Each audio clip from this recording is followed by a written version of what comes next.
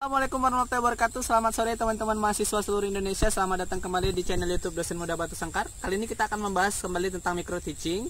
Dalam hal ini kita lanjut kepada keterampilan yang selanjutnya, yaitu keterampilan mengelola kelas. Maka bagaimana caranya mengelola kelas, bagaimana tips dan triknya, tetap ikuti terus channel YouTube ini.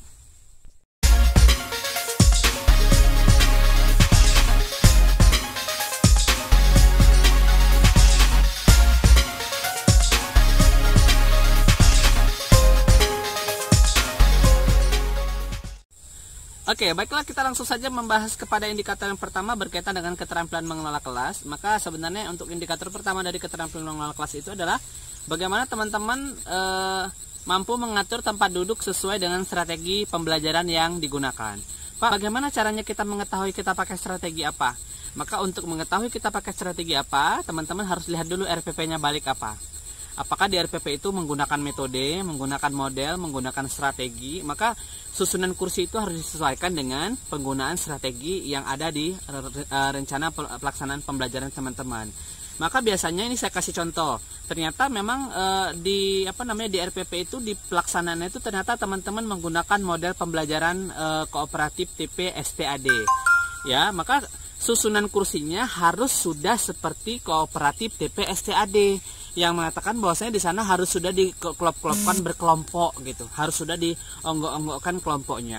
Atau Pak, bagaimana kalau misalnya itu nanti di ini Pak, disusunnya nanti ketika kita masuk? Enggak apa-apa, tapi yang jelas ketika misalnya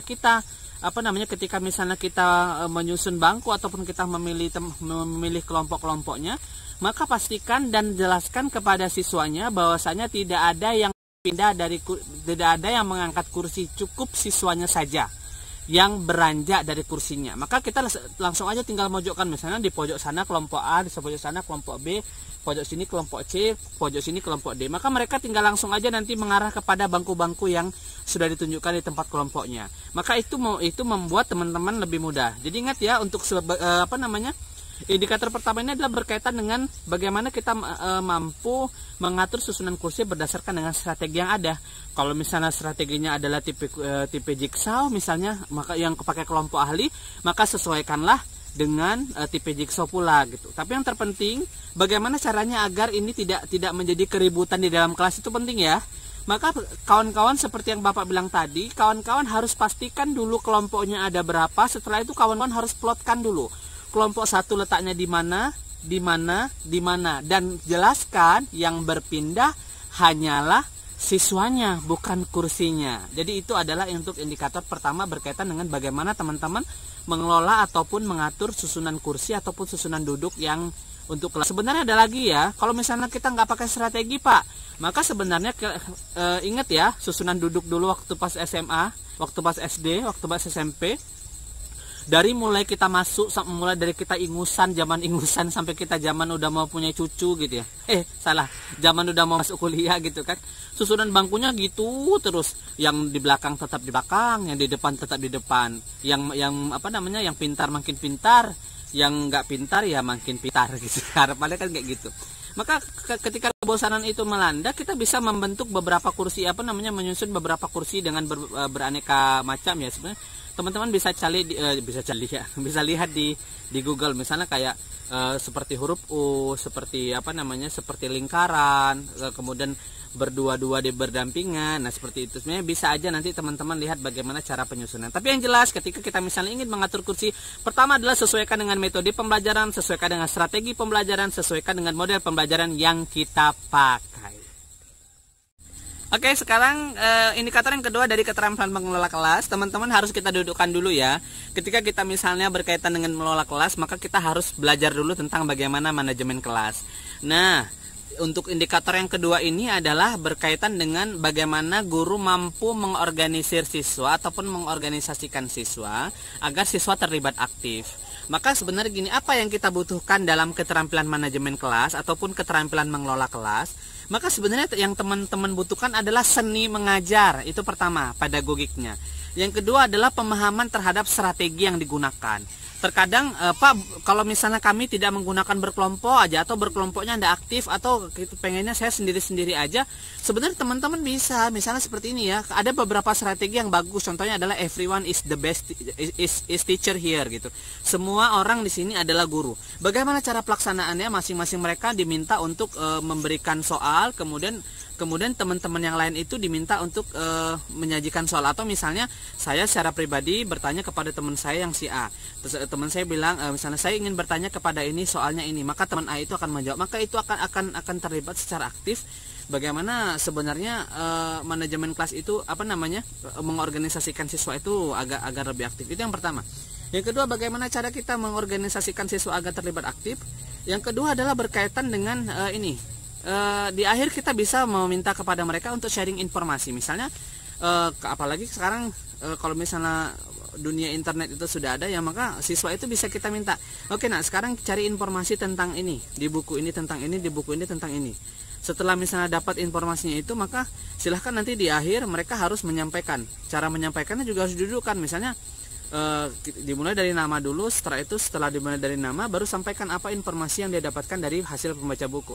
Maka itu akan lebih efektif ketimbang teman-teman menjelaskan dengan PowerPoint tapi tidak ditanya informasi apa feedbacknya, atau teman-teman tidak menggali apa sebenarnya informasi baru yang mereka temukan hari ini setelah mereka belajar, atau pada saat pembelajaran itu berlangsung. Itu adalah satu cara untuk mengorganisasikan siswa.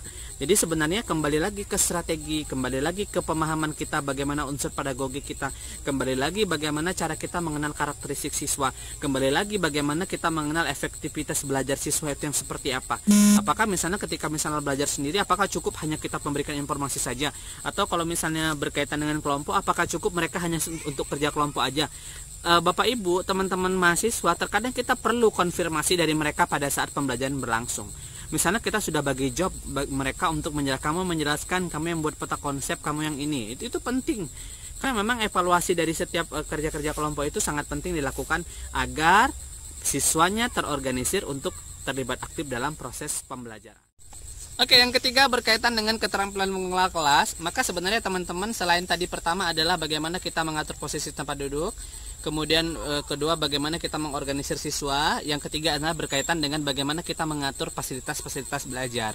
Nah, kalau misalnya kita fokusnya ke ruang kelas, maka sebenarnya ruang kelas itu adalah salah satu jenis fasilitas belajar. Apalagi yang dikatakan fasilitas belajar yang ada di dalam kelas, selain itu merupakan sarana, dia juga sebagai fasilitas belajar. Maka sebenarnya kalau misalnya kita berkaitan dengan fasilitas belajar ataupun di ruang kelas, maka kita harus memperhatikan bagaimana tata letak dari papan tulis atau whiteboard, atau bagaimana fasilitas dari penerangan. Kalau papan tulisnya di utara, di mana letaknya? Kalau papan tulisnya di barat, di mana harus tempat duduknya? Kursi guru harus di mana?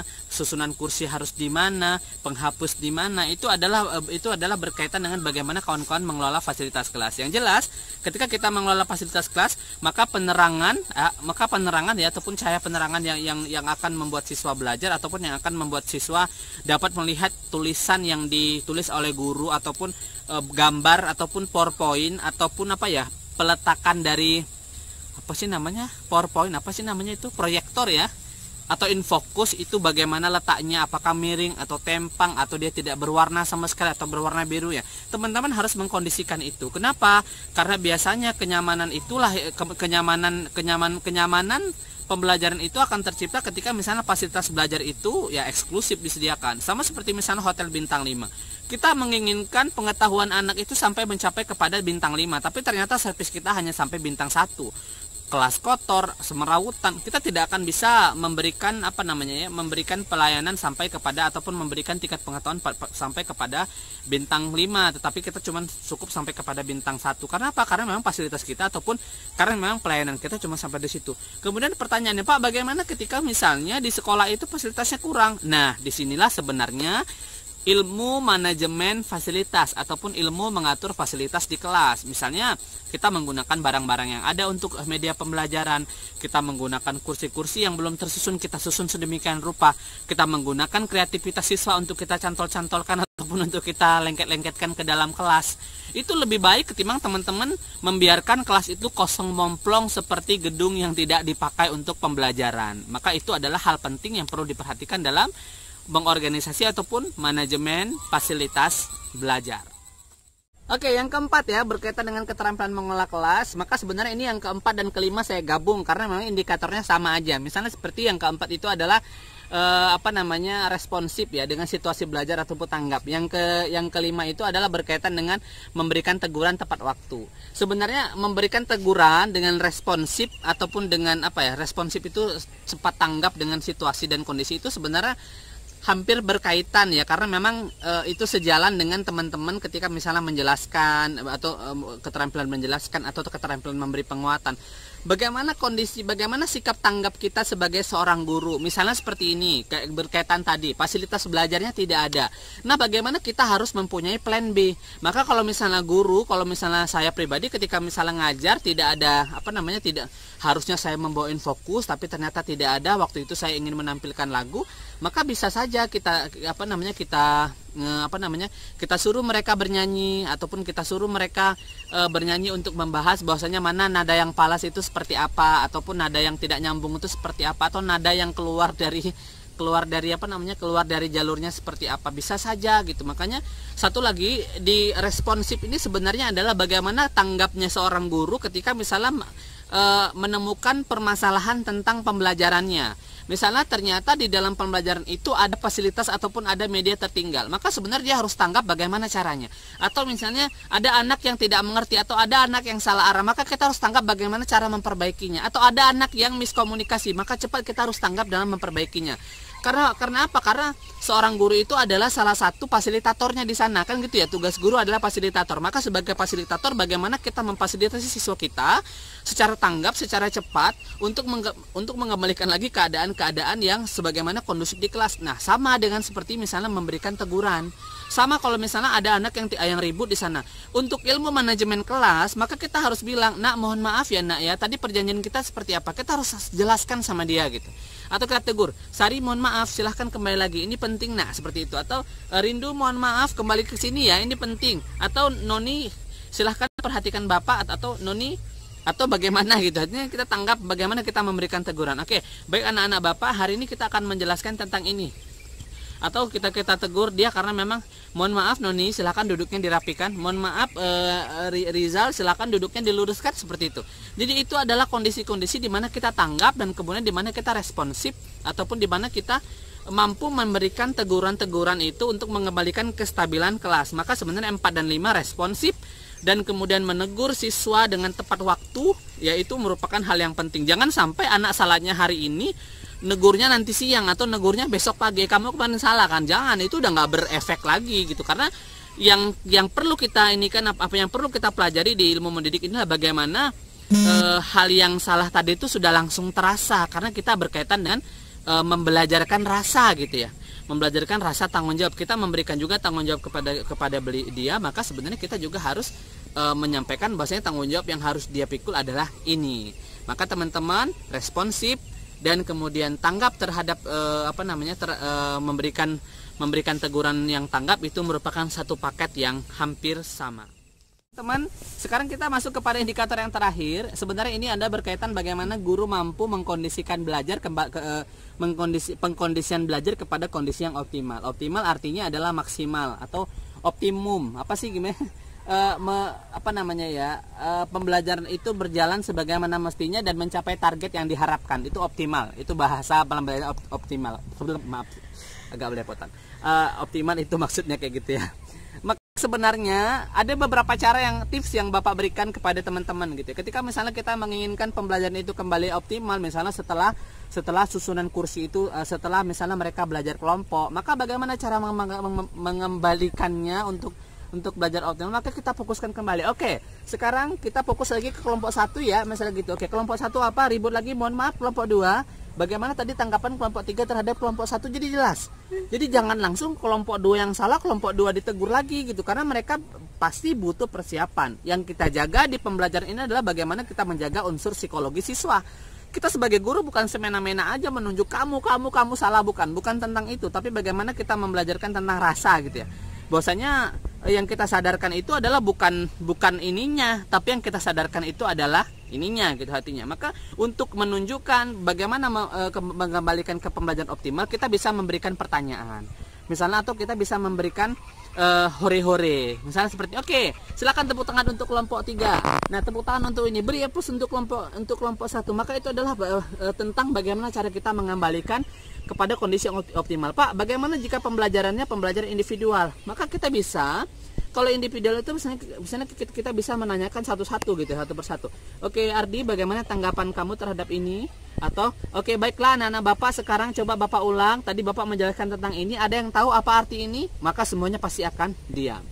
Maka teman-teman, yang paling penting dalam pengkondisian optimal adalah bagaimana teman-teman tetap memasang jubah guru kawan-kawan gitu ya, bukan memasang jubah guru jubah petani ataupun jubah yang tidak guru ataupun jubah preman, bukan itu yang kita pasang, tapi adalah bagaimana kita memasang jubah guru kita untuk menjadikan pembelajaran itu optimal. Bagaimana memasang jubah guru? Maka kita harus tahu masing-masing prinsip keterampilan mengajar. Itulah cara-cara yang bisa digunakan untuk mengembalikan kondisi belajar ke dalam kondisi yang optimal. Teman-teman, demikianlah tips dan trik ya terkait dengan bagaimana keterampilan mengelola kelas. Jika teman-teman suka dengan video ini, maka share di media sosial. Jika misalnya teman-teman merasa video ini suka, silakan suka dengan video ini, silakan diklik like. Kalau misalnya bermanfaat, silakan di share ke teman-teman seluruh Indonesia, teman-teman mahasiswa keguruan khususnya TAP. Dan jika teman-teman menginginkan dosen muda Batu Sangkar untuk terus menyampaikan informasi bermanfaat, silakan klik subscribe tombol di bawah ini. Jangan lupa ya, nontonnya sampai habis, jangan di skip. Karena apa? Karena informasinya itu akan ada dari awal sampai akhir. Demikian materi kita kali ini. Selamat sore, tetap jaga kesehatan, tetap stay di rumah. Diakhiri dengan Assalamualaikum warahmatullahi wabarakatuh.